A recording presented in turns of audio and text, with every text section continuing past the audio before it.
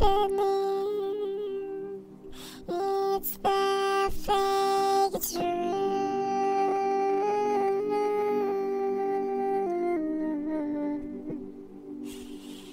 Time to talk about your daily fallacies.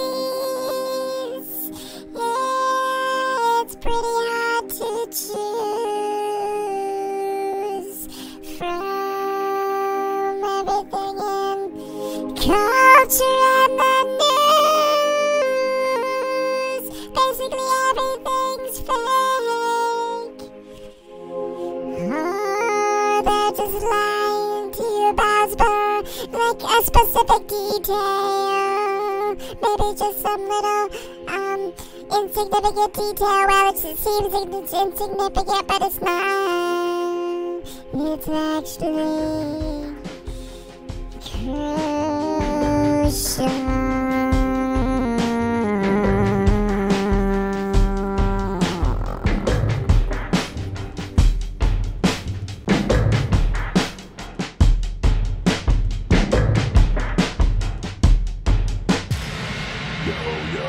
What's happening, guys? Fake truth. What just happened? It's the 14th. It's the 14th now. Welcome to the 14th of February. Something about Valentine's Day? Ugh, I don't even want to get into that. That's a whole nother level of very elaborate social control. No, I'm much more concerned with the stuff that I can see in front of my eyes, at least for this first little section here. So yeah, here's the time lapse from today.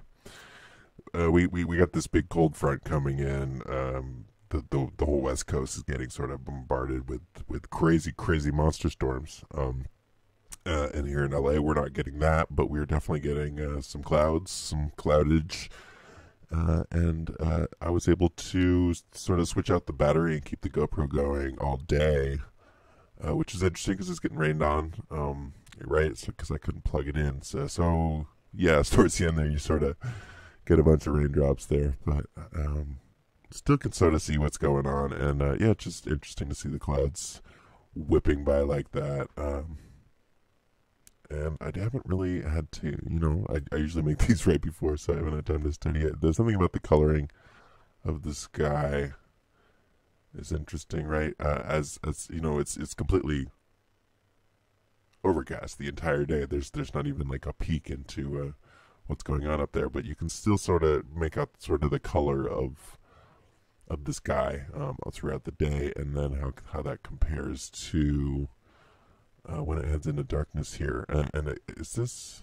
I think that was yesterday when it burns off. Here it just sort of keeps going. It's still raining now, but still you see this blue that comes up right here towards the end of the day, whereas the rest of the day it was definitely that more sort of pale white, and then to get this blue here towards the end of the day, it's just interesting. That's the color that it's sunsetting, I guess, when it's cloudy like this. So yeah, I haven't done many time lapses of full-on cloudy days like this, so obviously further research is required, but yeah, nothing really to see here, I would say. This cold front, this whole storm is just sort of wrecking everything up north. Reading, they got crazy blizzards and all that kind of stuff, so we're not that bad off, but I don't know, we'll see what happens tonight. It could start snowing here in LA. It's, I guess, possible. So, yeah, that's the weather. Let's switch over to the news. What is up, news? We're just going to play this.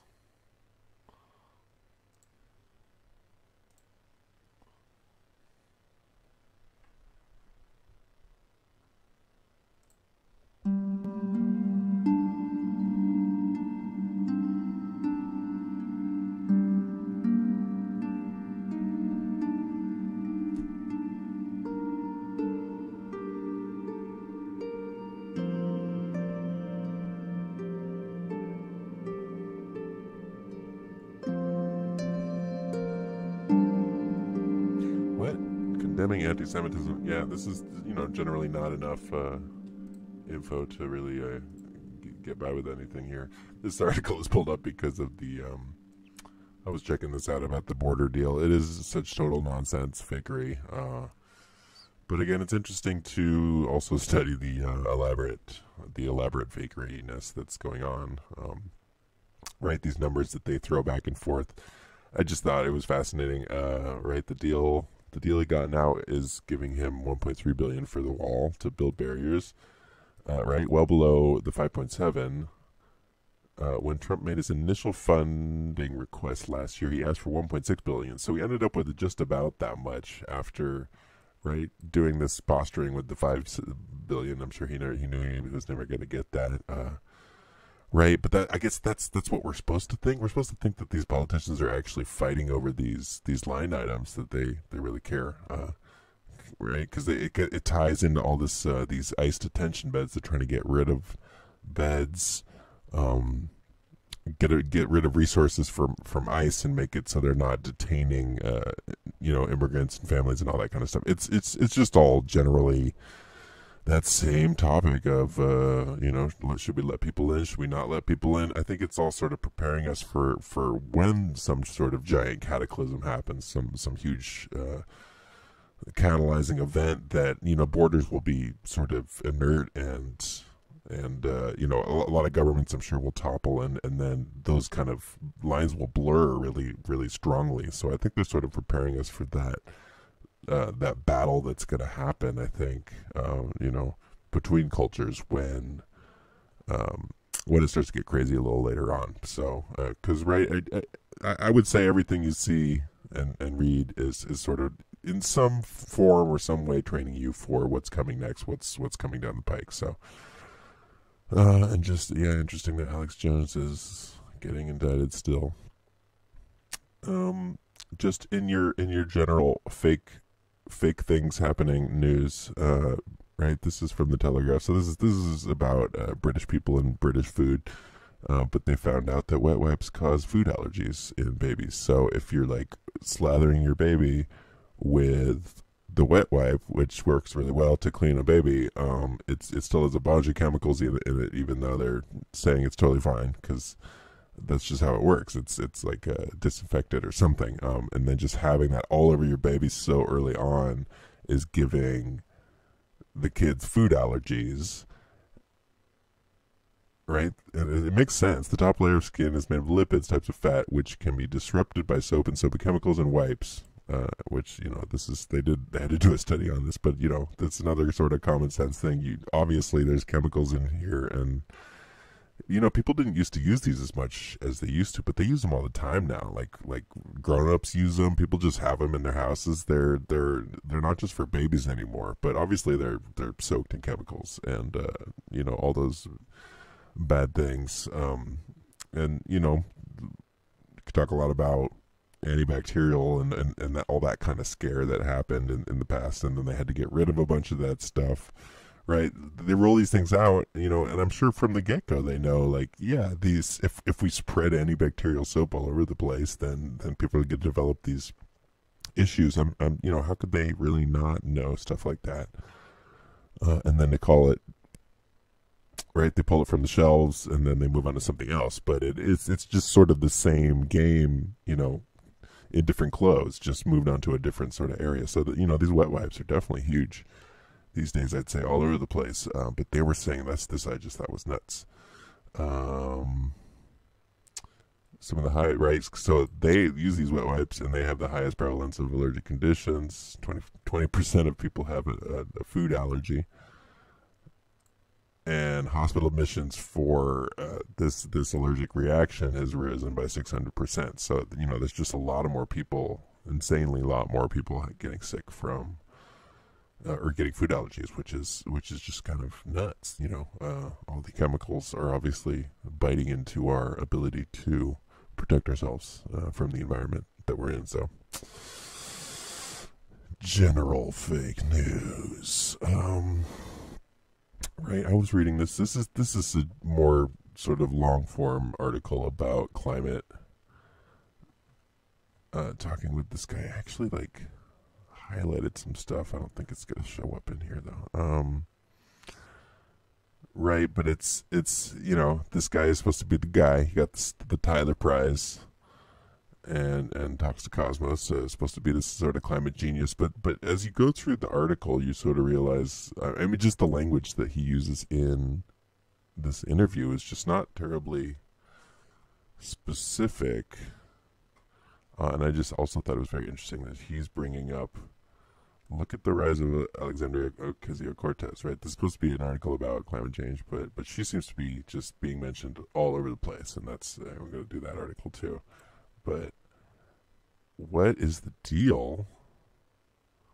What is the deal with Alexandria Cortez coming in all over the place? It's definitely a meteoric rise. So, right, but it ties into all this kind of this whole climate change narrative, right? And it's all these things. It doesn't really matter what you think or what you believe about what the reality is. I'm sort of trying to just look at what do they just keep harping on until you're just so sick of it you can't hear about it anymore. And the same sort of topics come up over and over again. It's climate change, and well, it's a pretty long list, but in the end, it's these same topics that keep coming up: vampires,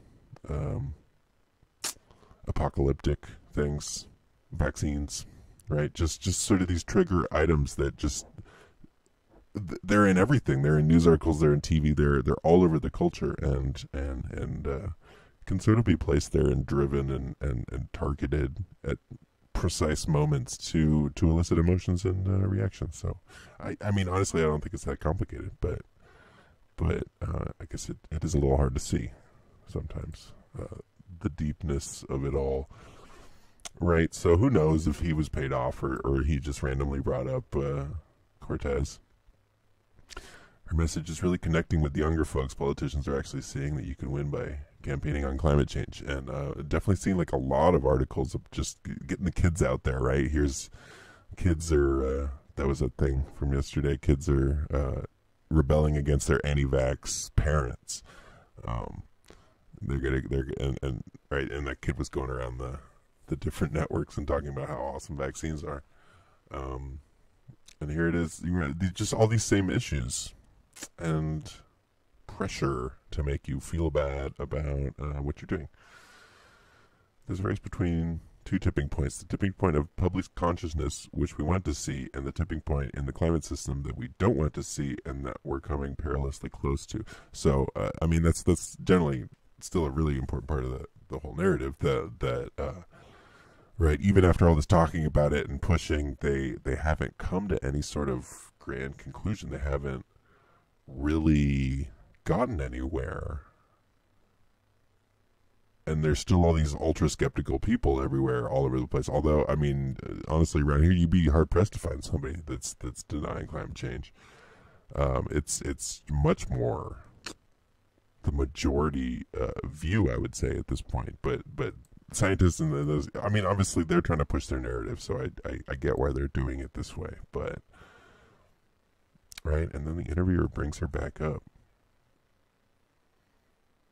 Same tool used to act before the other one. It's all this alarmist stuff, right? These same themes: vampires, end of the world, climate change, scary stuff, right? And this is just, I mean, same sort of fear style porn that I've been reading in magazines like this for at least a decade. I mean, and it's definitely getting worse. There's weird weather. I'll be the first to admit that the weather is off the charts, but right, it's putting it all on this one thing.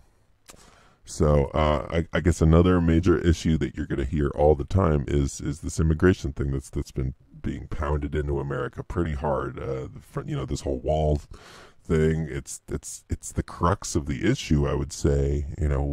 What Trump was running on, not letting the brown people in and getting this wall up, having separation, right? And the rest of the world and the rest of humanity sort of realizing, oh, we're like a globally connected economy now. We can't be behaving like this. We have to work together. And there's like some nice people that came over that are illegals, and we gotta respect them. So stop being such a jerk about everything, right? Stop being such a jerk. And I think this story is just perfect for this whole narrative. It ties amazingly into it, right? Rapper 21 Savage released from ICE custody on bond. Right, so this guy's not in jail anymore. But 21 Savage is right. If you don't know, a huge rapper, just all over the charts, and it's that sort of new mumbling rap that's all hip with the kids these days. Obviously, it's right. It's hard to understand. It sort of seems like you're on opioids. It's just kind of drippy and syrupy, and it's definitely all the rage these days. And that's another sort of interesting parallel, that this sort of opium soaked music is the most popular stuff these days, right? But it turns out the 21 Savage, surprise, was not American. He was British and has been like staying over here for a really long time. He was brought to the U.S. when he was 7, and his legal status expired in 2006. And so, right, it's like, poor me. I can't believe that this happened, right? And they picked him up with ICE. I mean, this is just, right? Can you feel the fakery here? Can you just feel it? Like, I felt a certain way about immigration, but then, damn, fool, like, it's not just Mexicans, bro. It's like 21 Savage he had some weird difficulties with his green card, like through no fault of his own. And right, I think differently now about this issue, because right, it's a lot more complex than I thought. It's really affecting a lot of people. People that I know about, like 21 Savage. Did you hear about 21 Savage? Right, so this is it just cross sections a lot of different demographics, this story, and we'll be able to dive pretty deep into the general consciousness of the culture, and therefore have a pretty lasting effect on said issue. Right, this is how you get minds to change about stuff. It's not with people arguing on the news shows. It's with big events like this. Which, I would just say, like, basically, how could this not be staged? This guy was mega, mega, mega, mega famous. I don't know if you've ever had a job out there, if you've ever worked ever. Usually the first thing they ask for is a bunch of your documents to prove that you're not illegal. And this guy was making millions and millions of dollars and working and touring and going all sorts of different places. And it just never came up until now that he was illegal. Like the studio was taking this big risk on him that he was going to get deported, right? I'm not buying it. I'm not buying any of that. So, right, obviously an avalanche. I got to try to drill down and not just pull up every single article that I find interesting. But, obviously pretty interesting that this whole Russia thing is now officially going up in smoke on NBC News. No direct evidence of conspiracy between Trump campaign and Russia. So, I don't know. And then the Mueller investigation is not even going to release a report. It's so crazy. And right, they're able to sort of walk away from this whole thing like, no big deal. Like, oh man, that sucks. We didn't get the collusion.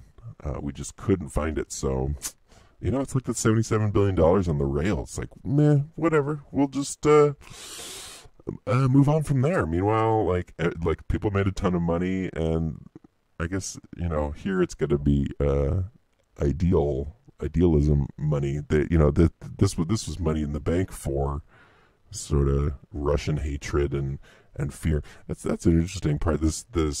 The ideas that you're supposed to hold are so complex and elaborate that it's sort of hard to keep track of, right? We're supposed to be all inclusive. We're going to open our borders and let everybody in, and especially people like 21 Savage.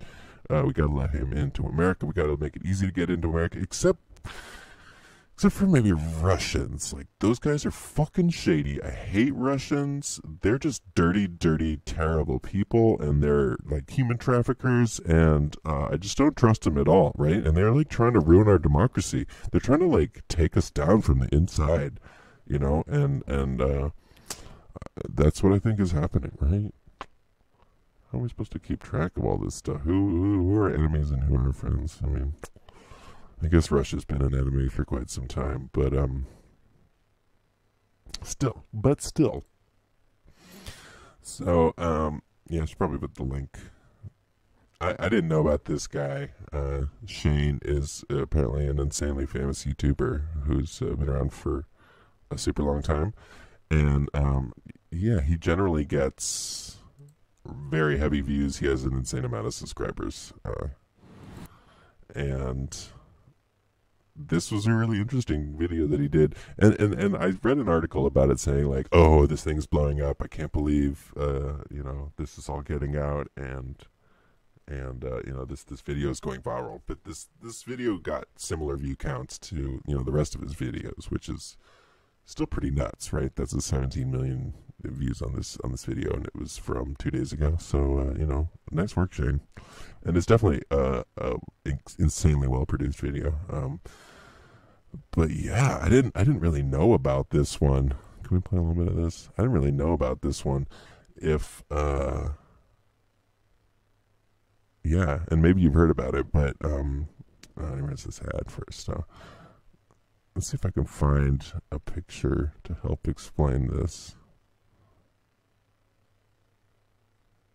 Yeah. Right, so the conspiracy here, and he's he's this mainstream guy and definitely has a ton of views and exposure and all that, and he does a lot about conspiracy theories, which I thought was interesting.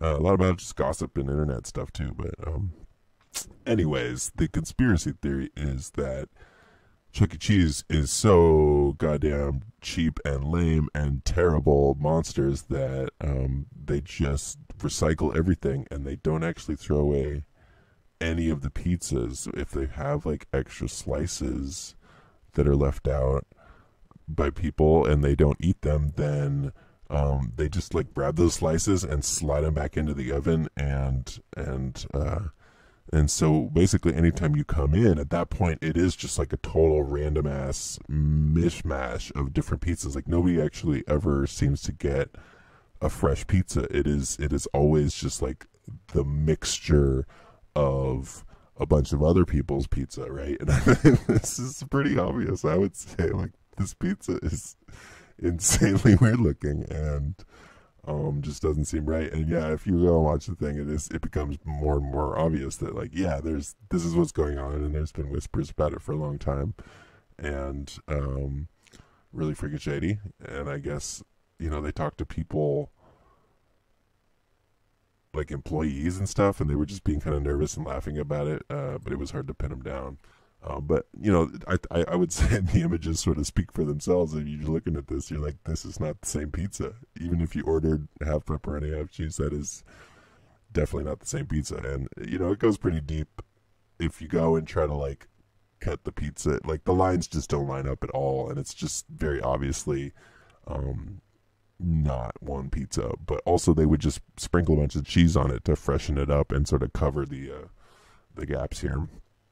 But also what he gets into is almost more interesting, and this is a pretty complex thing. He's talking about a bunch of different stuff all layered together, voice recognition and human trafficking and a couple other details, right? But the Chuck E. Cheese part is definitely, I think, the super fascinating part. Right, and he finds some other content about just people calling out Chuck E. Cheese for teaching kids how to gamble, because that's definitely what's going on there, right?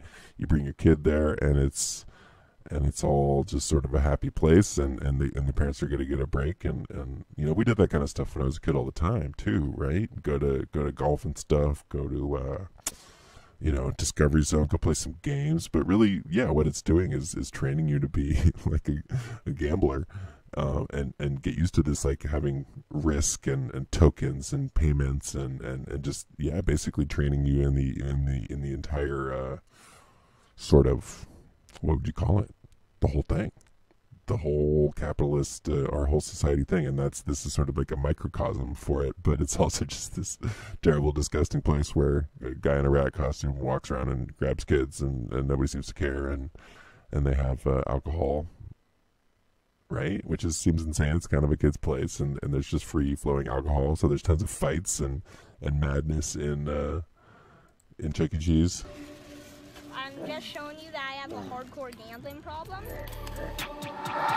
Right, so yeah, really, really great content from this guy.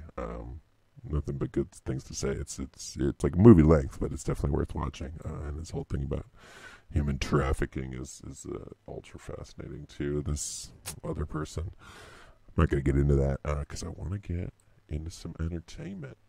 Can we get into some entertainment?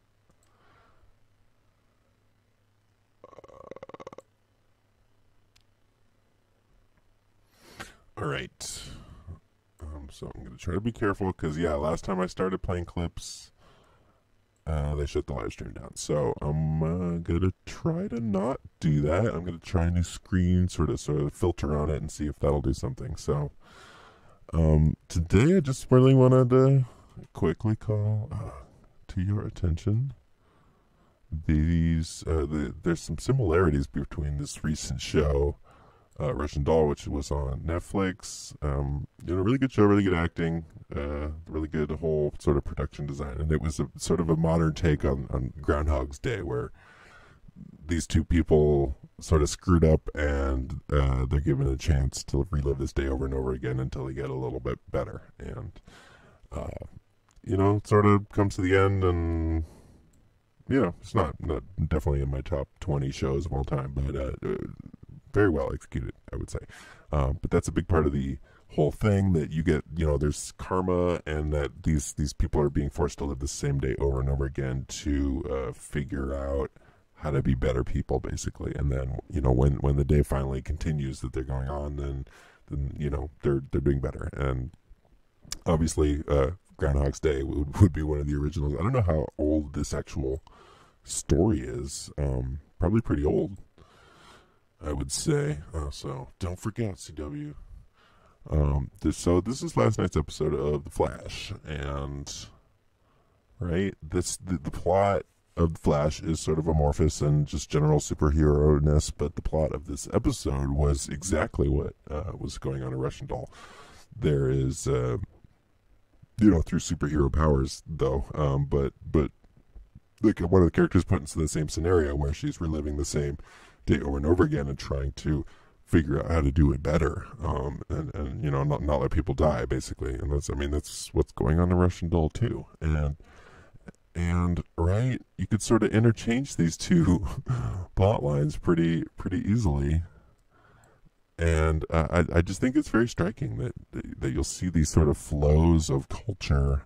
And, this isn't, like, similar. This is just literally exactly the same concept in this episode, in between Russian Doll. And, in that whole vein of spreading out ideas and ways of thinking and ways of being, right, I just think it's very interesting that you'll see these groups of references in shows, where, right, they'll just be talking about the same thing. They're talking about this time stopping time and traveling back and being able to do the same thing again, but also how that has negative consequences. That's a big part of both episodes, that you if you mess with the timeline, that things start to get screwed up. And right, in Russian Doll, the plants and the fruit starts to die, and other things their teeth are falling out, and it gets really pretty creepy.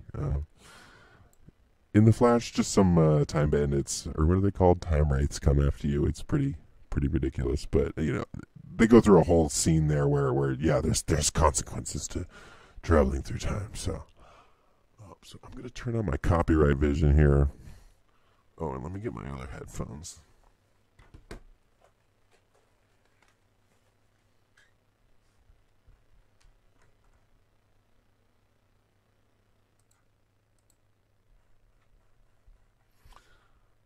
Okay, so now I should be able to hear this clip without anybody else hearing this clip, and then I can actually convey the information to you, because I sort of need to jog my memory just by looking at the clip that I pulled. So, what do we got here? Men in this city. Tell me about it. Right, so here is And that's what I'm wondering. Can I play a clip like this is like 4 seconds? Can I just play it a couple times and not have you guys flip the fuck out? I'm just trying to do some commentary. It's I mean, I get why the algorithms are so powerful. They don't want people posting mainline TV, but still, how are we supposed to have any sort of discussion about television if you can't even post more than 20 seconds of it? You know, there doesn't seem to be any problem with posting the news. But as soon as you post even 5 seconds of a scripted show, you know, they're at you with the algorithms. So I just find that's interesting. I guess I get it, right? But this is just a classic little indoctrination moment throughout the episode, which the day keeps repeating. These women keep saying to her, right, men in this city, there's right, and just, oh, men, they're so stupid, because this guy is, you know, kind of screwing it up and going on a bad date, and it just repeats over and over in the episode, and that ties into that whole just sort of general feminist wave, and having depictions of moments in television where it's like, yeah, men are strong and powerful and awesome. It's they're just so lame. God, men in this city, I can't trust them. Can't trust them. So Melissa, it's Ian.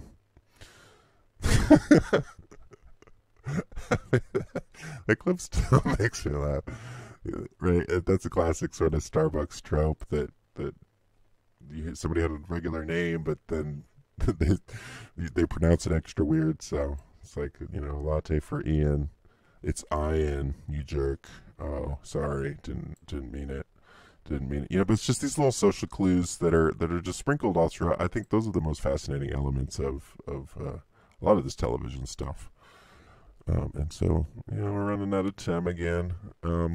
But that's the general concept, and right, looking for patterns, dualities, things that sort of connect to other things, where it really doesn't seem like they should. Right, it's a completely different network, completely different demographic, different time zone. But maybe that's exactly the point. You know, you want to get this message out, and you want to get the message unified across generations, across beliefs, across all of that. I mean, good luck. That's what I'm going to say. That's no easy undertaking, and so that's why I think it has to be so multifaceted. Makes sense.